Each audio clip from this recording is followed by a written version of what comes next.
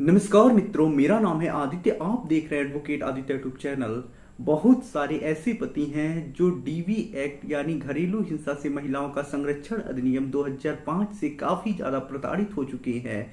वैसे तो ये कानून महिलाओं की सुरक्षा के लिए बनाया गया था, लेकिन कुछ ऐसी महिलाएं हैं जो इस कानून का अपने पति और पति के घर वालों के विरुद्ध हथियार की तरह इस्तेमाल कर रही हैं। उन्हें प्रताड़ित और परेशान करने के लिए इस कानून का सहारा ले रही हैं। तो ऐसे में यदि आपकी भी पत्नी ने आपके विरुद्ध झूठा डीवी एक्ट के तहत मुकदमा दर्ज करा दिया है, तो आज मैं आप लोगों के लिए एक ऐसा जजमेंट लेकर आया हूं जिस जजमेंट के जरिए आपको काफी ज्यादा मदद मिलने वाली है। ये एक लैंडमार्क जजमेंट है। आप समझ पाएंगे कि आप डीवी एक्ट के मुकदमे को किस प्रकार से रद्द करा पाएंगे। साथ ही साथ आपका हौसला भी बढ़ने वाला है इस जजमेंट के जरिए, क्योंकि इस मामले में पति बेचारे के ऊपर फर्जी डीवी एक्ट लगा था, उसके घर वालों के ऊपर फर्जी डीवी एक्ट लगा था और अपनी सूझबूझ और समझ से वो इस डीवी एक्ट के मुकदमे से राहत पा सका। तो आइए इस महत्वपूर्ण जजमेंट के बारे में डिटेल में समझते हैं। जजमेंट को समझने से पहले मैं आपसे दो महत्वपूर्ण बातें बता देता हूं। मेरी एक किताब पब्लिश हुई है जिस किताब का नाम है legal guide for husband in matrimonial cases. अब देखिए, जैसा इस किताब का नाम ही है legal guide for husband in matrimonial cases, वैसा ही इस किताब का उद्देश्य भी है।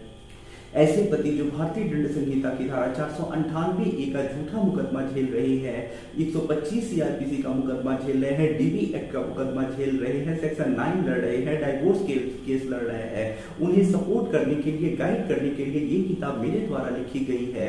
इस किताब में आपको प्रक्रिया समझने को मिल जाएगी, ड्राफ्टिंग समझने को मिल जाएंगी, जब आप दही कैसे बनाते हैं वो समझने को मिल जाएंगी, कैसे आपको सावधानियां रखनी है, क्या क्या चीजें ध्यान रखनी है, क्या आपके लिए टिप्स है, कैसे अपना पक्ष मजबूत कर सकते हैं, किस प्रकार से मामले को क्वेश करा सकते हैं, खत्म करा सकते हैं, सारी चीजें आपको मिल जाएंगी। तो ये किताब ऐसे पति जो झूठा मुकदमा लड़ रहे हैं उनके लिए काफी ज्यादा उपयोगी साबित होने वाला है। यदि आप इस किताब को बाय करना चाहते हैं तो मेरा व्हाट्सएप नंबर स्क्रीन पे दिखाई दे रहा होगा, उस पर मैसेज करिएगा। किताब का जो मूल्य है वो 600 रुपए है, जिसमें 100 रुपए कोरियर चार्ज भी है। दूसरी जो महत्वपूर्ण बात है वो ये है कि मेरा एक ग्रुप स्टार्ट हुआ है। इस ग्रुप में जो ऐसे पति हैं जो भारतीय दंड संहिता की धारा 498 का मुकदमा झेल रहे हैं, अपने मुकदमे को रद्द कराना चाहते हैं, तो ऐसे में रद्द कराने के लिए माननीय उच्च न्यायालय, सर्वोच्च न्यायालय के जजमेंट्स की आवश्यकता पड़ती है। तो जजमेंट्स को प्रोवाइड कराने के लिए, टिप्स देने के लिए, शॉर्टकट तरीके बताने के लिए, अन्य बहुत सारी चीजें बताने के लिए ये ग्रुप मैंने बताया है। इस ग्रुप में यदि आप जुड़ते हैं तो आपको काफी ज्यादा फायदा मिल सकता है। तो ग्रुप में जुड़ने के बाद आपको काफी जजमेंट मिलेंगे पढ़ने को, जिससे कि आप अपना पक्ष मजबूत कर पाएंगे, मामले को रद्द करा पाएंगे। तो ग्रुप से जुड़ने का जो चार्ज है वो 500 रुपए है, जो एक बार आपको पे करना है, लाइफ में दोबारा कभी नहीं पे करना है। ग्रुप से जुड़ने के लिए मेरे व्हाट्सएप पे मैसेज करिएगा।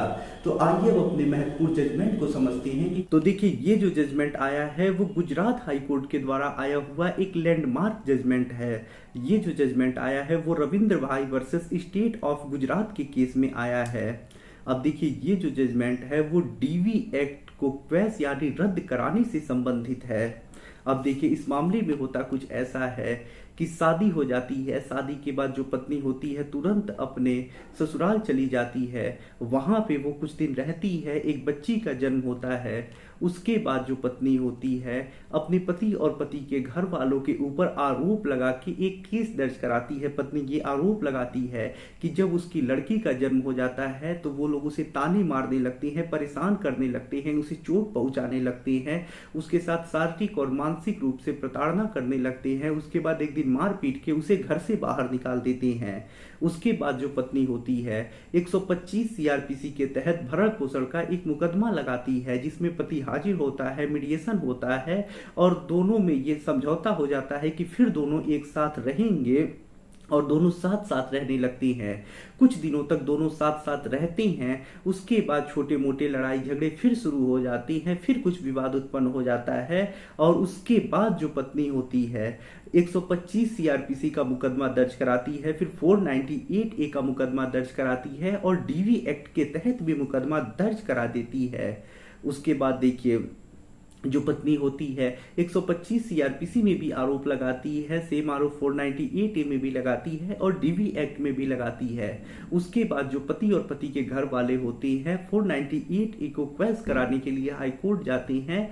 हाई कोर्ट क्वेशिंग के एप्लीकेशन को एक्सेप्ट करता है और घर वालों के ऊपर लगे मामले को रद्द कर देता है। फिर जो घर वाले होते हैं, जो मैं मामला बता रहा हूं उसमें डीवी एक्ट को रद्द कराने के लिए हाई कोर्ट जाते हैं। जब वहां पे वो जाती हैं तो उनकी तरफ से ये तर्क दिया जाता है कि पत्नी ने जो भी आरोप लगाए हैं झूठे आरोप लगाए हैं, उन्हें परेशान करने के लिए आरोप लगाए हैं। 125 सीआरपीसी का केस पहले पत्नी ने दर्ज कराया, फिर 498 ए दर्ज कराया, फिर डीवी एक्ट दर्ज कराया है और जो 498 ए दर्ज हुआ था वो भी हाई कोर्ट के द्वारा रद्द किया जा चुका है। पति ने सेक्शन 9 डाला था, उसमें नोटिस तामील हुआ, उसके बावजूद भी पत्नी आके हाजिर नहीं हुई, अपना जवाब नहीं लगाई। ऐसे में वो एक्स पार्टी हो गया और पति के पक्ष में डिक्री आ गई। तो ऐसे में ये जो पत्नी ने डीवी एक्ट का मुकदमा लगाया है सरासर गलत लगाया है, फंसाने के लिए लगाया है। पत्नी के पास कोई साक्ष्य नहीं है, जो भी आरोप लगे हैं सामान्य आरोप लगे हैं, सिर्फ परेशान करने की नीयत से ये मुकदमा लगाया गया है। उसके बाद पत्नी पक्ष की तरफ से कहा जाता है कि जो भी आरोप लगे हैं सही आरोप है, उसे परेशान किया जा रहा था, ऐसे में इस क्वेशिंग एप्लीकेशन को रद्द कर दिया जाए, रिजेक्ट कर दिया जाए। उसके बाद कोर्ट पूरे मामले को देखता है तो कोर्ट यही कहता है कि पत्नी ने यही सब आरोप लगाए थे और 498 ए दर्ज कराया था, जो कि रद्द किया जा चुका है। साथ ही साथ जो भी पत्नी ने डीवी एक्ट में आरोप लगाए हैं उन आरोपों से पति के ऊपर तो आरोप निर्धारित हो रहा है, मामला बन रहा है, लेकिन घर वाले को तो ऐसे ही देख के लग रहा है कि फंसाया जा रहा है, इस मामले में चपेटा गया है, परेशान करने की नीयत से मामला दर्ज कराया गया है।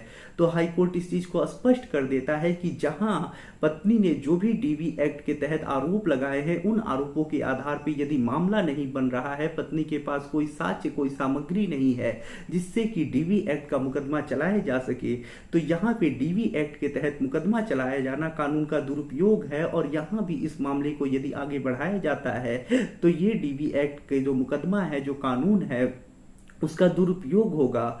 और ऐसे में जो हाई कोर्ट होता है पति के ऊपर तो जो केस होता है उसे छोड़ देता है, लेकिन घर वालों के ऊपर जो मामला दर्ज है डीवी एक्ट का उसे रद्द करने का आदेश दे देता है। तो यहाँ पति पक्ष को काफी बड़ी राहत मिल जाती है और इस जजमेंट के जरिए कुछ चीजें निकल के सामने आती हैं, जैसे कि 498 ए का मामला यदि रद्द हो चुका है तो इसके आधार पे आप डीवी एक्ट का मामला भी रद्द करा सकते हैं। सेक्शन 9 की डिग्री यदि आपके पक्ष में है तो ये भी आपका सपोर्ट करती है मुकदमों को रद्द कराने के लिए, फर्जी मुकदमों से बचने के लिए, फर्जी मुकदमे को हाई कोर्ट से क्वेश कराने के लिए। साथ ही साथ पत्नी ने अगर आरोप लगाए हैं वो आरोप सामान्य और सर्वव्यापी किस्म के हैं, उसके आधार पे कोई आरोप नहीं बन रहा है, अपराध तय नहीं हो रहा है, तो इस आधार पे भी आप मामले को रद्द करा सकती हैं। साथ ही साथ यदि पत्नी ने बेवजह सिर्फ घसीटने के लिए, परेशान करने के लिए कई मुकदमे दर्ज करा दिए हैं तो ये भी एक रद्द कराने का आधार बनता है, इस आधार पे भी आप मुकदमे रद्द करा सकती हैं। तो ये कुछ ऐसे आधार थे जिसके जरिए आप डीवी एक्ट के मुकदमे को रद्द करा सकते हैं। इस संबंध में यदि आप डिटेल में समझना चाहते हैं तो मुझसे कॉल पे बात कर लीजिएगा।